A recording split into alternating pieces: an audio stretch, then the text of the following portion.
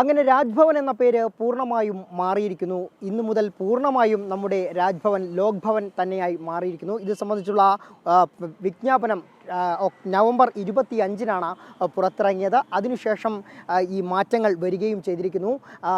Governor Rajendra Arlekar തന്നെയാണ് ഇത്തരത്തിലൊരു നിർദ്ദേശം, പേര് മാറ്റണം എന്നുള്ളൊരു നിർദ്ദേശം മുന്നോട്ട് വെച്ചതും അതിൻ്റെ അടിസ്ഥാനത്തിൽ തന്നെയാണ് വിവിധ നാളുകൾ നീണ്ട ചർച്ചകൾക്കൊടുവിൽ ഇത്തരത്തിലൊരു പേരുമാറ്റം ഇന്ത്യയിലെ എല്ലാ സംസ്ഥാനങ്ങളിലെയും രാജ്ഭവനുകൾക്ക് ഉണ്ടായിരിക്കുന്നത് എന്നുള്ളതാണ് ഒരു ചരിത്രം. ഇപ്പോൾ ഇവിടെ സ്ഥാപിച്ചിരിക്കുന്ന ഇത് പൂർണ്ണമായും കവാടത്തിൽ സ്ഥാപിച്ചിട്ടുള്ള ഈ ബോർഡ് പിത്തളയിലാണ് തയ്യാറാക്കിയിട്ടുള്ളത്. ഇത് തയ്യാറാക്കിയത് പി മാധവൻ തമ്പി മെറ്റൽസിൻ്റെ നേതൃത്വത്തിലാണ്. അതിൻ്റെ ഓണർ നമുക്കൊപ്പം ചേരുകയാണ്.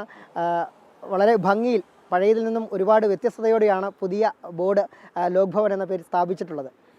അതെ, ബേസിക്കലി ഈ മാറ്റം പറഞ്ഞത് സാറ്റർഡേ ആയിരുന്നു, ഈ വീക്കെൻഡ് ആയിരുന്നു എല്ലായിടത്തും അനൗൺസ് ചെയ്തത്. സൺഡേ ആണ് ഇത് നമ്മുടെ അടുത്ത് ചോദിച്ചത്. അപ്പോൾ സൺഡേ ഒബ്വിയസ്ലി വർക്കിംഗ് ഡേ അല്ല.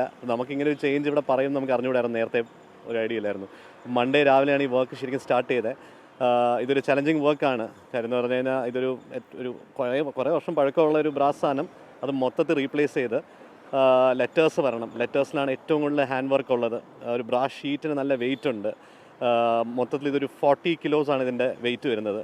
42 ഇഞ്ചസിൻ്റെ ഒരു വിഡ്ത്തുണ്ട്, 30 ഇഞ്ചസിൻ്റെ ഒരു പൊക്കമുണ്ട്. പിന്നെ ഈ ലെറ്റേഴ്സ് നമുക്ക് മെഷീൻ വെച്ച് ഉണ്ടാക്കാൻ പറ്റത്തില്ല, ഹാൻഡ് ക്രാഫ്റ്റഡ് ആയിരിക്കണം. പഴയതിൽ പേരുകൾ ബൾജ് ചെയ്ത നിലയിലായിരുന്നു, പക്ഷേ ഇതിൽ ഓരോ ലെറ്റേഴ്സും എടുത്തറിയുന്ന. എക്സാക്ട്ലി. അപ്പോൾ അത് നമ്മൾക്ക് നിർബന്ധം ഉണ്ടായിരുന്നു, ഒരു വെറൈറ്റി കൊണ്ടുവരണം എന്നുള്ളത്. അതാണ് നമ്മുടെ സൈഡിലൊരു കോൺട്രിബ്യൂഷൻ വരുന്നത്. പക്ഷേ ഈ പുതിയൻ്റെ ഒരു ബേസിക് എന്ന് പറഞ്ഞു കഴിഞ്ഞാൽ നമുക്ക് ഒരു ന്യൂ ലുക്ക് തന്നെ വരണം. ആക്ച്വലി അതൊരു റസ്റ്റഡ് ലുക്കോ അല്ലെങ്കിൽ ആൻറ്റിക് ലുക്ക് അല്ല വേണ്ടത്, നമുക്ക് നിർബന്ധം ഉണ്ടായിരുന്നു. ഓഫീസിൻ്റെ ഏതെങ്കിലും നിർദ്ദേശങ്ങളൊക്കെ അതുമായി ബന്ധപ്പെട്ട് നൽകിയിരുന്നു? ഗവൺമെൻറ് ഓഫീസിൽ അവർ വളരെ ക്ലിയർ ആയിരുന്നു. നേരത്തെ കേരള രാജ്ഭവൻ എന്നായിരുന്നു, ഇപ്രാവശ്യം ഇപ്പോൾ നോക്കി കഴിഞ്ഞാൽ ലോക് ഭവൻ കേരള എന്നാക്കി, തിരിച്ചായി. അതായിരുന്നു അവർ മെയിനായിട്ട് പറഞ്ഞ ഒരു കണ്ടീഷനായിട്ട് പറഞ്ഞത്. പിന്നെ ഈ 2 ഡേയ്സിൽ പ്രസിഡന്റ് വരുന്നുണ്ട്, അപ്പോൾ അതിൻ്റെ മുമ്പ് നമുക്കിത് ചെയ്യണം. ആ ടൈമായിരുന്നു നമ്മുടെ ചാലഞ്ച്. അപ്പോൾ നമുക്ക് വന്നതിലുള്ളതിൽ കുറേ ഗവൺമെൻറ് കോൺട്രാക്ട്സ് വന്നിട്ടുള്ളതിൽ ഇതാണ് easy. Work wise it is easy, പക്ഷേ ടൈം വൈസ് ഏറ്റവും പ്രഷർ വരുന്ന സാധനമായിരുന്നു. 2 ഡേയ്സ് സംഭവം മാറ്റി സ്ഥാപിച്ചിരിക്കുകയാണ്. അശോക് സംഭവം നമ്മൾ എടുത്തതാണ്. ഇത്രയും നല്ല റിസൾട്ട് 2 ദിവസത്തിനുള്ളിൽ എത്താനും, 2 ദിവസം എന്ന് പറയുമ്പോൾ 36 hours ചെയ്യാൻ പറ്റും നമ്മൾ സ്വപ്നത്തിൽ വിചാരിച്ചില്ല. പക്ഷേ വി പുൾഡ് ഇറ്റ് ഓഫ്.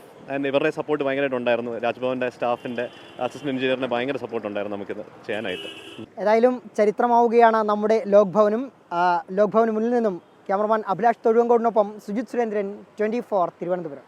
ലോകത്തെവിടെയായാലും ഏത് സമയത്തും 24 വാർത്തകളും ഓഗ്മെന്റഡ് റിയാലിറ്റി പാക്കേജുകളും എക്സ്പ്ലെയിനറുകളും വിശദമായി കാണാൻ ഞങ്ങളുടെ യൂട്യൂബ് ചാനൽ നിങ്ങൾക്ക് സബ്സ്ക്രൈബ് ചെയ്യാം.